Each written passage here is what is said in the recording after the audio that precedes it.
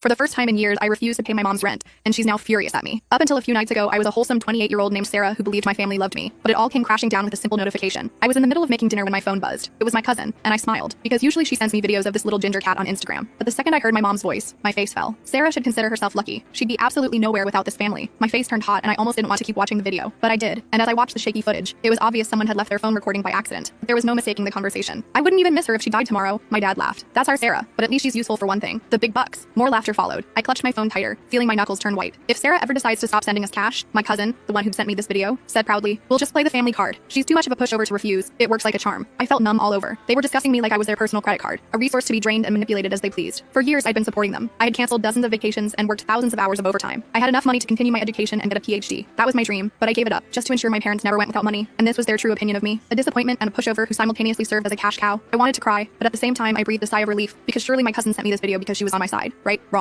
Suddenly, the video disappeared and I got a new notification. This message has been unsent. My cousin had realized her mistake. Perhaps she was sitting somewhere right now, heart racing, praying I'd been too busy cooking to notice the message. I should have called her out immediately. I should have confronted all of them. But instead, I set my phone down. Because in the famous words of Kim K, I love when people underestimate me and then become pleasantly surprised. Except, their surprise wouldn't be so pleasant. At first, I curled up into a ball and stared at the white wall for a few hours. Their words echoed, "Sarah should consider herself lucky." Complete disappointment. Too much of a pushover to refuse. And the worst part? They were right. I absolutely had been a pushover. I let myself believe that my dad's temporary cash flow problem somehow lasted 5 years, that he would actually start looking for a job soon. And so, it resulted in me paying his mortgage for all 5 of those years. My brother's college expenses, which he abandoned after 2 semesters, leaving me with the debt. My mom's constant emergencies, that mysteriously aligned with my paydays. I'd always done it without question because that's what family does, right? But that single video destroyed every illusion I carefully constructed to make myself feel better about being used. And now I had the upper hand, because they thought they'd gotten away with it. And their next payment was due in a few days. But this time, things would be different. The following morning, everything felt off. It was as if I'd been living in a hazy dream and had suddenly woken up to reality. My phone buzzed with a text from my mom. "Morning, honey. Just checking in. Hope you're well." I stared at her message. Too normal. She never texted just to check in. Had I really never noticed this pattern before? Sure enough, minutes later, "Oh, by the way, rent's due soon. Can you transfer it by Thursday? Love you, BTW." There it was. The familiar pattern, but I wasn't playing along anymore. The "love you" at the end felt especially hollow now. Just another manipulation tactic. Muscle memory kicked in, and I started to type my usual, "of course," or "no problem" response. Maybe even apologize for taking too long. But instead, I deleted everything and simply replied, "I can't this month." I set my phone down and waited, heart pounding in my chest. 4 simple words that I'd never dared to say before. 1 minute passed, then 2 more. "What do you mean you can't?" I could sense her frustration through the screen. I'd never refused before, not once in all these years. I didn't respond right away. I savored my coffee, letting her stew in uncertainty. More messages came flooding in. "Sarah, this is serious. We're counting on you. You know we don't have other options right now." Then my cousin chimed in. "Hey girl, your mom's freaking out. Everything okay?" I nearly laughed. Is everything okay? Everything was perfect. Because I decided I deserved to take my life back. I took a deep breath and replied, "I have some unexpected expenses this month. Can't send anything." Followed by a shrug emoji. No lengthy explanation, no apology. The silence that followed told me everything I needed to know. For the first time in years, I'd said no, and they didn't know how to respond. My mom was obviously struggling to find the perfect manipulation tactic, but I for one wasn't having that problem. I knew exactly how I was going to get her. I knew all I had to do was play the long game. I don't have time to finish the story in this short video, but it gets intense. Click the link or go to my channel to watch it.